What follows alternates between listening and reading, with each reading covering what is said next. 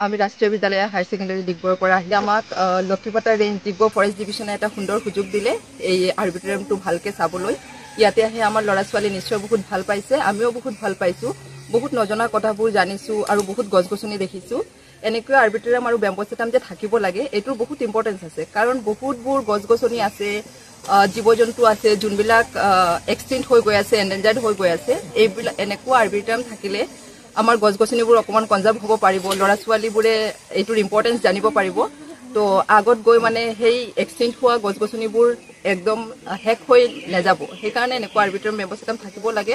আৰু মই ভাবোঁ যে চব স্কুলৰে ল'ৰা ছোৱালী আহি এইটো এটা ভিজিট কৰিব লাগে, এডুকেশ্যন এক্সকাৰ্ছনত আহিব লাগে, কেলৈ ইয়াতে আহি বহুত কিবা কিবি শিকিব পাৰিব, নতুন বস্তু শিকিব পাৰিব, জানিব পাৰিব।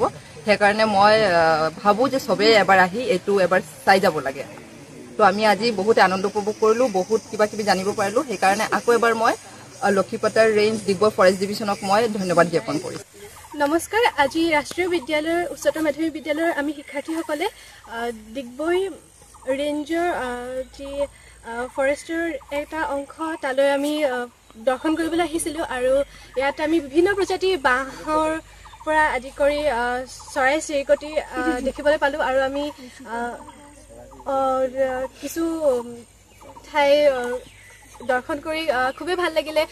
বিৰাট ধুনীয়া সেউজীয়া পৰিৱেশৰ মাজত আজি আমি আহিলোঁ আৰু সকলোকে ইয়ালৈ আহিবলৈ অনুৰোধ জনাইছোঁ আৰু আহি দেখি ভাল পাব। আৰু বহুকেইটা প্ৰজাতি যিহেতু নতুন বাঁহৰ সৈতে আজি চিনাকি হ'লোঁ, তাৰ বাবে খুব ভাল লাগিল।